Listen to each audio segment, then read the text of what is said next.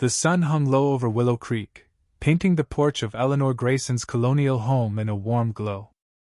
For 43 years she'd lived here, her life woven into the neighborhood's fabric, summers tending marigolds, winters with a snowman by her swing, holiday lights that drew smiles.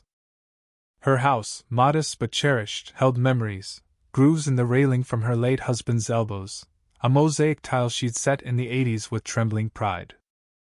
But on a May morning, as I clipped her overgrown hedges, a shadow fell. Patricia Langley, the new HOA president, stormed up the path, clipboard in hand, her voice cutting like glass. "Your aged appearance is unsettling children," she said to Mom, eyes cold behind mirrored sunglasses.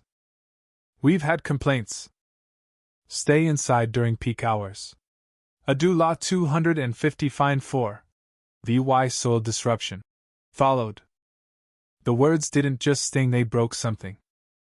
But when Mom stood at the HOA meeting, the room turned, and what unfolded next stunned everyone.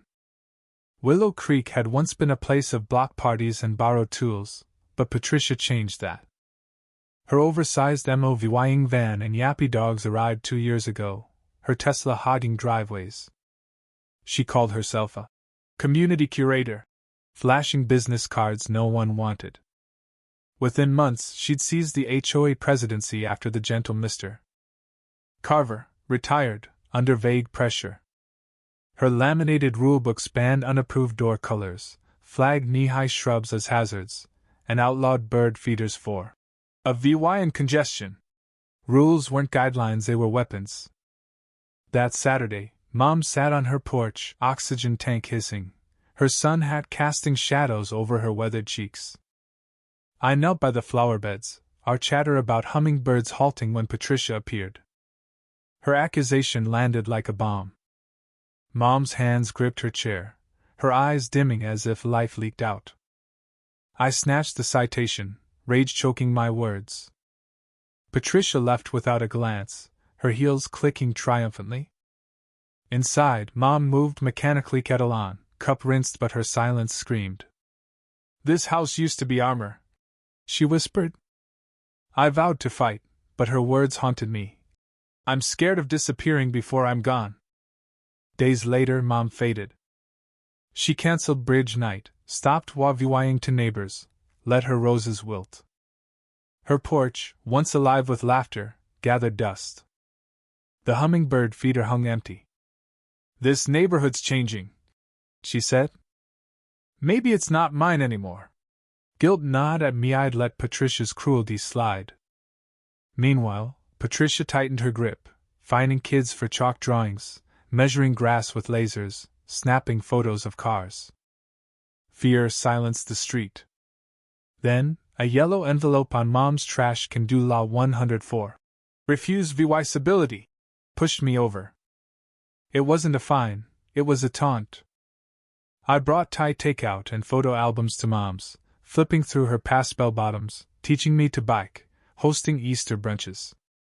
"This house is you," I said. "No one takes that," she made me promise. "If I can't fight, you will." I was already planning. Patricia thought she ruled through fear, but she'd underestimated a daughter's fury and a neighborhood's heart. HOA meetings in the library basement were stifling, reeking of old paper. Patricia ran them like a tyrant, her trio of unelected crony self-proclaimed VYB harmonizers, nodding at her every word. I attended unnoticed at first, recording her nonsense about gnome clutter and mailbox aesthetics. During roll call I announced, "Grayson, Willow Lane," and Patricia's smile tightened. "Here to support your mother's compliance?" she cooed. "No," I said. "To observe." Her eyes flashed. Digging into the real bylaws, I found Patricia's edits erase voting rules vague. VY soil coherence clauses, unchecked fining power. Illegal. I tracked down Mr. Carver, trembling over coffee. "She threatened to expose my heart condition," he admitted. "Said I wasn't fit to lead." Others resigned after she targeted their families. Her board? Outsiders from a suburban serenity group, peddling crystal nonsense. I confronted her at the next meeting, while VYing the bylaws. These changes are invalid without a vote. She scoffed. You need board support. I smirked. You only think you have the board. I knocked on doors, not for signatures but stories. Mrs. Hargrove's flagpole was fined as DVY Civ. The Chen's daughter hid her blue hair after a tone violation. A widow was warned her hijab-wearing niece was unsettling. Fear bound them, but my question unbound it. If I stand, will you? 17 households pledged support. Mrs. Hargrove canvassed, the Chens rallied, an ex-lawyer, Tom, filed paperwork. Flyers read enough is enough. Emergency vote. Reclaim your street. Kids drew chalk hearts around them. Patricia tore one down, 5 more appeared. Mom re-VY-ved, her curtains open, kettle humming. I thought I was the problem, she said, clutching a flyer. You were the first she tried to erase, I replied. She grinned. Let's burn her empire down one vote at a time. We launched an anonymous newsletter, exposing Patricia's fake bylaws and her board's wine-soaked Zoom calls. A petition for a special election hit 83 fan tram. A final flyer mimicked her style. Ask why she told a 72-year-old to hide her face. Teens taped it to signs, parents pinned it in the library. Patricia's panicked VY Deo response denying, aesthetic, attacks only fueled the fire.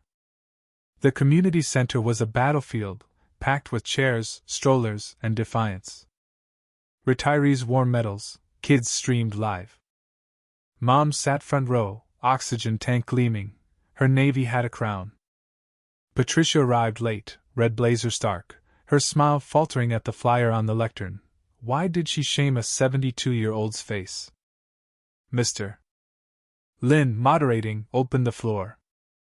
Patricia claimed miscommunication, but I stood. Is penalizing appearance legal? I held up her bylaws. You find a cancer VY vor for her face. Gasps erupted. You called it a VY soul disruption on her own porch. Mrs. Hargrove rose. You find my flag for DVY sideness. The Chens followed. You shamed our daughter's hair. Voices piled on fines for dogs, chalk door colors. Patricia stammered. This is a witch hunt. But the chant began. Step down. It grew primal, unstoppable. She dropped the mic, her cronies fleeing. Then Mom stood, slow, regal, silencing the room. I've lived here 43 years, she said, voice steady. I've seen storms, joys, losses. Never did I think growing old would be a crime. You made me feel in VY Cybele, Karen. You owe us all an apology.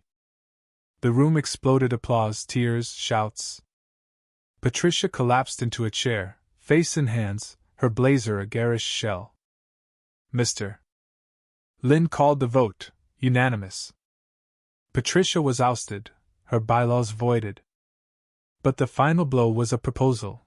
Patricia must hand-deliver apologies to every fined household. She laughed. That's humiliation, Tom replied. It's justice. You shrank us. Now face us. She muttered, I'll think about it.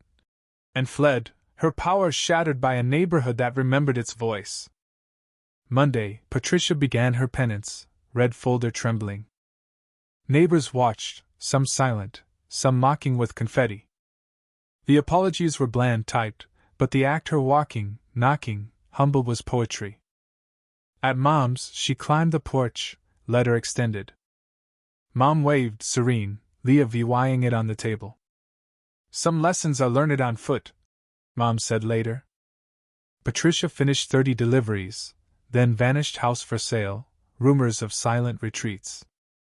Mom's porch bloomed again. Oz's tea neighbors. She joined the HOA, pushed transparency, benches for talks, welcome boxes. Her notebook held truths, aging is presence refined. Kids drew chalk, Libraries reopened. A new couple asked, "What's allowed?" Mom winked. "Don't be a Patricia." We framed her apology, a trophy of dignity won. Willow Creek wasn't just healed, it was alive. Pro-vying shame falters when love stands unashamed. If you were the one in this story, how would you react? Would you stand up and fight back, or accept the unreasonable pressure and control from the HOA? Share your thoughts in the comments below. And don't forget to subscribe, like, and share this video with more people. Your small action gives us the motivation to keep bringing you more intense and engaging stories. Thanks for watching, and we'll see you in the next video.